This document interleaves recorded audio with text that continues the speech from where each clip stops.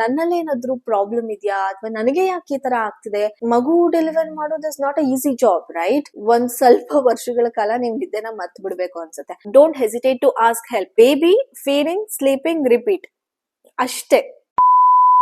Hi, ಎಲ್ರಿಗೂ ನಮಸ್ಕಾರ. Welcome back to my channel. ಮಗು ಹುಟ್ಟಿದ ನಂತರ ಆ ಫೇಸ್ ಇರುತ್ತಲ್ಲ, ಅದಕ್ಕೆ ಪೋಸ್ಟ್ ಪಾರ್ಟಮ್ ಫೇಸ್ ಅಂತ ಹೇಳ್ತಾರೆ. ಜನರಲಿ ಯಾರು ಪೋಸ್ಟ್ ಪಾರ್ಟಮ್ ಫೇಸ್ ಬಗ್ಗೆ ಮಾತಾಡೋದೇ ಇಲ್ಲ. ಸೊ ಇವತ್ತಿನ ವಿಡಿಯೋದಲ್ಲಿ ನಾನು ಪೋಸ್ಟ್ ಪಾರ್ಟಮ್ ಎಕ್ಸ್ಪೀರಿಯನ್ಸ್ ಬಗ್ಗೆ ಶೇರ್ ಮಾಡೋಣ ಅಂತ ಅನ್ಕೊಳ್ತಿದ್ದೀನಿ. ಐ ವಿಶ್ ನನ್ಗೂ ಯಾರಾದ್ರೂ ಈ ಬಗ್ಗೆ ಹೇಳಿದ್ರೆ ಎಲ್ಲೋ ಒಂದ್ ಐಡಿಯಾ ಇರ್ತಿತ್ತು, ಓಕೆ ಹೀಗಿರುತ್ತೆ ಅಂತ. ಪೋಸ್ಟ್ ಪಾರ್ಟಮ್ ಫೇಸ್ ಅಂದ್ರೆ it's not just about recovery. It drains you physically, mentally, emotionally, hormonally, and honestly it's so overwhelming. But luckily ನಾನು ಬೇಬಿನ ಡೆಲಿವರ್ ಮಾಡಿದಂಥ ಟೈಮಲ್ಲಿ ನನ್ನ ಇಬ್ಬರು ಫ್ರೆಂಡ್ಸ್ ಬೇಬಿನ ಡೆಲಿವರ್ ಮಾಡಿದ್ರು. ಸೊ ಅವರು ತಮ್ಮ ಎಕ್ಸ್ಪೀರಿಯನ್ಸ್ ನ ಶೇರ್ ಮಾಡ್ಕೊಳ್ತಿದ್ರು ಅಂಡ್ ಆ ಎಕ್ಸ್ಪೀರಿಯನ್ಸ್ ನನಗೆ ಎಷ್ಟು ಹೆಲ್ಪ್ ಆಯ್ತು ಅಂತಂದ್ರೆ, so I thought like why not let me do a video on this. ಬೇರೆಯವ್ರಿಗೂ ಹೆಲ್ಪ್ ಆಗುತ್ತೆ ಅನ್ನೋ ಒಂದೇ ಕಾರಣಕ್ಕೆ ಈ ವಿಡಿಯೋನ ಮಾಡ್ತಾ ಇದ್ದೀನಿ.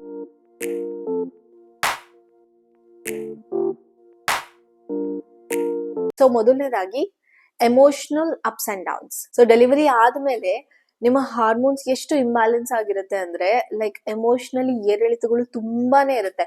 ನಿಮ್ಗೆ ಬೇಗ ಸಿಟ್ಟು ಬರುತ್ತೆ, ಬೇಗ ಖುಷಿ ಆಗುತ್ತೆ, ಅಂಡ್ ಒಂದ್ ಕ್ಷಣ ನೀವು ಖುಷಿಯಾಗಿದ್ರೆ ದ ವೆರಿ ನೆಕ್ಸ್ಟ್ ಮೂಮೆಂಟ್ ನೀವು ಅಳ್ತಿರ್ತೀರಾ ಅಥವಾ ಕೋಪ ಮಾಡ್ಕೊಂಡಿರ್ತೀರಾ ಅಥವಾ ಬೇಜಾರಲ್ಲಿ ಇರ್ತೀರಾ. ಯಾವ ಕಾರಣಕ್ಕೆ ಅಂತಾನೆ ನಿಮಗೆ ಗೊತ್ತಾಗಲ್ಲ. ಅಂಡ್ ನನಗೆ ಯಾಕೆ ಹೀಗಾಗ್ತಿದೆ, ನನ್ನಲ್ಲಿ ಏನಾದ್ರೂ ಪ್ರಾಬ್ಲಮ್ ಇದೆಯಾ ಅಥವಾ ನನಗೆ ಯಾಕೆ ಈ ತರ ಆಗ್ತಿದೆ ಅಂತ ಅನ್ಸಕ್ಕೂ ಶುರು ಆಗುತ್ತೆ ನಿಮ್ಗೆ. But that's completely normal. ಯಾಕಂದ್ರೆ the fact is hormones are settling down. ಈ ರೀತಿ ಎಮೋಷನಲ್ ಅಪ್ಸ್ ಅಂಡ್ ಡೌನ್ಸ್ ಆಗೋದು, ಎಮೋಷನಲಿ ಏರಿಳಿತಗಳಾಗೋದು ತುಂಬಾನೇ ಕಾಮನ್. ನಿಮ್ಗೆ ಸಡನ್ ಆಗಿ ಹಸ್ಬೆಂಡ್ ಮೇಲೆ ಕೋಪ ಬರ್ಬೋದು, ಅಥವಾ ನಿಮ್ಮನ್ನ ಯಾರು ನೋಡ್ಕೋತಿರ್ತಾರೆ ಅವ್ರ ಮೇಲೆ ಕೋಪ ಬರ್ಬೋದು. ಕಂಟಿನ್ಯೂಸ್ಲಿ ಮಗು ಅಳ್ತಾ ಇದ್ರೆ ಮಗು ಮೇಲೆ ಕೋಪ ಬರ್ಬೋದು. ನಾನ್ ಒಳ್ಳೆ ತಾಯಿ ಅಲ್ವೇನೋ, ನಾನ್ ನನ್ ಮಗುನ ಸರಿಯಾಗಿ ನೋಡ್ಕೋತಾ ಇಲ್ವೇನೋ ಅಂತಾನು ಅನಿಸ್ಬೋದು. But that's okay. ನೀವಷ್ಟೇ ಅಲ್ಲ, ಎಷ್ಟೊಂದ್ ತಾಯಂದ್ರಿಗೂ ಈ ರೀತಿ ಅನ್ಸಿರುತ್ತೆ. ಅದು ಇನ್ ಕೇಸ್ ಯಾರಿಗೂ ಹೆಲ್ಪ್ ಇಲ್ಲ ಅಂತ ಅಂದ್ರೆ ಈ ರೀತಿ ಅನ್ಸೋದು ತುಂಬಾನೇ ಸಹಜ. ಬಿಕಾಸ್ ಆಗ ತಾನೇ ನೀವು ಡೆಲಿವರ್ ಮಾಡಿರ್ತೀರಾ ಅಂಡ್ ನಿಮ್ ಹಾರ್ಮೋನ್ಸ್ ಆಗ ತಾನೇ ಸೆಟ್ಲ್ ಆಗ್ತಾ ಇರುತ್ತೆ. So give it some time and everything will be fine. And ಎರಡನೇದು, your body feels weak. Obviously, be it a C-section or normal delivery, ನಿಮ್ಗೆ ಆಗತಾನೆ ಒಂದ್ ದೊಡ್ಡ ಸರ್ಜರಿ ಆಗಿರುತ್ತೆ. C-section ಆಗಿದ್ರೆ ಮಗು ಡೆಲಿವರ್ ಮಾಡೋದು is not a easy job, right? ಅದನ್ನ ಎಲ್ಲರೂ ಲೈಕ್ ಟೇಕನ್ ಫಾರ್ ಗ್ರಾಂಟೆಡ್ ಅನ್ಕೊಂಡ್ಬಿಟ್ಟಿದ್ದಾರೆ ಅಂತ ಅನ್ಸುತ್ತೆ. ಸೊ ನೀವು ಫಿಸಿಕಲಿ ಡ್ರೈನ್ ಆಗ್ತೀರಾ, ಮೆಂಟಲಿ ಡ್ರೈನ್ ಆಗ್ತೀರಾ, ಟಯರ್ಡ್ನೆಸ್ ಫೀಲ್ ಆಗುತ್ತೆ, ಎನರ್ಜೆಟಿಕ್ ಅನ್ಸಲ್ಲ, ಮುಂಚೆ ತರ ಆಕ್ಟಿವ್ ಆಗಿರೋದಕ್ಕಾಗೋದಿಲ್ಲ. ಅಂಡ್ ನಂದು C-section ಇನಿಷಿಯಲ್ ಡೇಸ್ ಅಲ್ಲಿ ನನ್ ಕಾಲು ತುಂಬಾನೇ ಸ್ವೆಲ್ ಆಗ್ಬಿಟ್ಟಿತ್ತು. ಸೊ ಜಾಸ್ತಿ ನಡಿಯಕ್ ಆಗ್ತಿರ್ಲಿಲ್ಲ ಅಂಡ್ ಬಾಡಿ ಪೇನ್ ಇತ್ತು. It's all common. And upon that ನೀವು ಒಂದ್ ಹ್ಯೂಮನ್ ಬೀಂಗ್ ರೆಸ್ಪಾನ್ಸಿಬಿಲಿಟಿನ ತಗೋಬೇಕು. ಅಂದ್ರೆ ಮಗು ಅತ್ತಾಗ ಹಾಲು ಕುಡಿಸ್ಬೇಕು. ಲೈಕ್ ಮಗು ಥ್ರೋ ಅಪ್ ಮಾಡಿದ್ರೆ ಅದನ್ನ ಕನ್ಸೋಲ್ ಮಾಡಕ್ಕೆ ತಾಯಿನೇ ಬೇಕು, ಬೇರೆ ಯಾರ ಹತ್ರನೂ ಮಗು ಹೋಗಲ್ಲ. ಈಗ ಇಮ್ಯಾಜಿನ್ ಮಾಡಿ, ಯಾರಿಗಾದ್ರೂ ಸಣ್ಣ ಸರ್ಜರಿ ಆದ್ರೂ ಅವ್ರು ಕಂಪ್ಲೀಟ್ ರೆಸ್ಟ್ ಅಲ್ಲಿ ಇರ್ತಾರೆ. ಬಟ್ ನ್ಯೂ ಮಾಮ್ಸ್ ಗೆ ಆತರ ಅಲ್ಲ ಅನ್ಸುತ್ತೆ. ಅಫ್ಕೋರ್ಸ್ ಹೆಲ್ಪ್ ಇರುತ್ತೆ, ಇಲ್ಲ ಅಂತಲ್ಲ. ಅಮ್ಮಂದ್ ಹೆಲ್ಪ್ ಇರುತ್ತೆ, ಹಸ್ಬೆಂಡ್ ಕೂಡ ಒಂದ್ ಮಟ್ಟಿಗೆ ಹೆಲ್ಪ್ ಮಾಡ್ತಿರ್ತಾರೆ. But it's not like complete rest. You have to be there for your baby. It's okay to slow down. Slowly things will get better. ಮಗು ಬೆಳ್ದಂಗೆ you will also feel better, ಇಲ್ಲ ಅಂತ ಅಲ್ಲ. Starting initial days ಅಲ್ಲಿ as of course your body feels weak. And ಮೂರನೇದು, ನಿದ್ದೆ ತುಂಬಾ ಹಾಳಾಗುತ್ತೆ. ಆಕ್ಚುಲಿ ನಾನು ಜಾಸ್ತಿನೇ ನಿದ್ದೆ ಮಾಡ್ತಿದ್ದೆ, ಬಿಕಾಸ್ ಅಮ್ಮ ಇದ್ರು ನಂಗೆ ನೋಡ್ಕೊಳಕ್ಕೆ. ಬೇಬಿನೂ ಕೂಡ ಅಮ್ಮನೇ ನೋಡ್ಕೋತಿದ್ರು ಮೋಸ್ಟ್ ಆಫ್ ದ ಟೈಮ್ಸ್. ಆದ್ರೆ ಕಂಪ್ಲೀಟ್ ಸ್ಲೀಪ್ ಅಲ್ಲ ಅದು, ಇಟ್ಸ್ ಅ ಬ್ರೋಕನ್ ಸ್ಲೀಪ್. ಈಗ ಜನರಲಿ ಹೇಳ್ತಾರೆ ನೋಡಿ, ಮಗು ಮಲ್ಕೊಂಡ ತಕ್ಷಣ ನೀನು ಮಲ್ಕೊಂಡ್ಬಿಡು, ಮಗು ರೆಸ್ಟ್ ಮಾಡ್ತಿರ್ಬೇಕಾದ್ರೆ ನೀನು ರೆಸ್ಟ್ ಮಾಡು ಅಂತ ಹೇಳ್ತಾರಲ್ಲ, ಆತರ ಆಗಲ್ಲ. ಯಾಕಂದ್ರೆ ಮಗು ಮಲ್ಕೊಂಡ ತಕ್ಷಣನೇ ನಿದ್ದೆ ಬರಲ್ಲ ಒಂದು. ಅಂಡ್ ಇನ್ನೇನು ನಿದ್ದೆಗೆ ಹೋಗ್ಬೇಕು, ನಿದ್ದೆಗೆ ಜಾರ್ತಿರ್ತೀವಿ, ಅಷ್ಟೊತ್ತಿಗೆ ಮಗು ಎದ್ಬಿಡುತ್ತೆ. ಮಗುಗೆ ಹಾಲ್ ಬೇಕಾಗಿರುತ್ತೆ ಅಥವಾ ಬೇರೆ ಏನೋ ನ್ಯಾಪಿ ಚೇಂಜ್ ಮಾಡ್ಬೇಕು, ಆತರ ಏನೇನೋ ಇರುತ್ತೆ. ಸೊ ಅಲ್ಲಿ ಬ್ರೋಕನ್ ಸ್ಲೀಪ್. ಇನಿಷಿಯಲ್ ಡೇಸ್ ಅಲ್ಲಿ ಮಗುಗೆ every 2 hours, every 3 hours breast feed ಮಾಡ್ತಿರ್ಬೇಕು, ಹಾಲ್ ಕೊಡ್ತಿರ್ಬೇಕು ಅಂತ ಹೇಳ್ತಾರೆ. ಸೊ ರಾತ್ರಿ ಅಂತೂ ನೀವು ನಿದ್ದೆನ ಮರ್ತೇ ಬಿಡಿ, ಹಿಂಗ್ ಕಂಪ್ಲೀಟ್ ಸ್ಲೀಪ್ ನಿಮಗ್ ಸಿಗೋದೇ ಇಲ್ಲ. And most of the times ನೀವು ಡೀಪ್ ಸ್ಲೀಪಿಗೆ ಹೋಗೋದೇ ಇಲ್ಲ. ಯಾವಾಗ್ಲೂ ಆಕ್ಟಿವ್ ಸ್ಲೀಪ್ ಅಲ್ಲೇ ಇರ್ತೀರಾ. ಫಾರ್ ಎಕ್ಸಾಂಪಲ್ ನನ್ಗೂ ಅಷ್ಟೇ, ಬೇಬಿ ಒಂಚೂರ್ ಟರ್ನ್ ಆದ್ರೂನು ಅಥವಾ ಒಂಚೂರ್ ಮೂವ್ಮೆಂಟ್ ಮಾಡಿದ್ರೂನು ಎಚ್ಚರ ಆಗ್ಬಿಡೋದು. ಸೊ ಕಂಪ್ಲೀಟ್ ಸ್ಲೀಪ್ ಅಥವಾ ಡೀಪ್ ಸ್ಲೀಪ್ ನಿಮ್ಗೆ ಸಿಗೋದು ಸುಳ್ಳು. ಅದು ಇನಿಷಿಯಲ್ ಡೇಸ್ ಅಲ್ಲಿ. ಹೋಲ್ ಅಂಡ್ ಸೋಲ್ ನೀವೇ ಬೇಬಿನ ನೋಡ್ಕೋತಿದ್ದೀರಾ ಅಂದ್ರೆ ಒಂದ್ ಸ್ವಲ್ಪ ವರ್ಷಗಳ ಕಾಲ ನೀವು ನಿದ್ದೆನ ಮರ್ತ್ ಬಿಡ್ಬೇಕು ಅನ್ಸುತ್ತೆ. Again it depends from baby to baby. ಒಂದೊಂದ್ ಬೇಬಿ ಚೆನ್ನಾಗಿ ನಿದ್ದೆ ಮಾಡುತ್ತೆ ರಾತ್ರಿ ಹೊತ್ತು, ಬಟ್ ಒಂದೊಂದ್ ಬೇಬಿ ಮಧ್ಯರಾತ್ರಿ ಏಳೋ ಚಾನ್ಸಸ್ ಇರುತ್ತೆ. ರಾತ್ರಿ ಪೂರ್ತಿ ಆಟ ಆಡಿ ಡೇ ಟೈಮ್ ಮಲ್ಕೊಳ್ಳುವಂತಹ ಬೇಬೀಸ್ ಗಳು ಇರ್ತವೆ. ಬಟ್ ಯಾ, ಐ ಥಿಂಕ್ ನಿದ್ದೆ ಸ್ವಲ್ಪ ಕಮ್ಮಿನೇ ಅನ್ಸುತ್ತೆ. ಕೆಲವೊಂದ್ಸತಿ ಒಂಟಿತನ ಕಾಡುತ್ತೆ. ನಿಮ್ ಸುತ್ತಮುತ್ತ ನಿಮ್ ಫ್ಯಾಮಿಲಿ ಇದ್ರೂನು ಯು ಫೀಲ್ ಅಲೋನ್.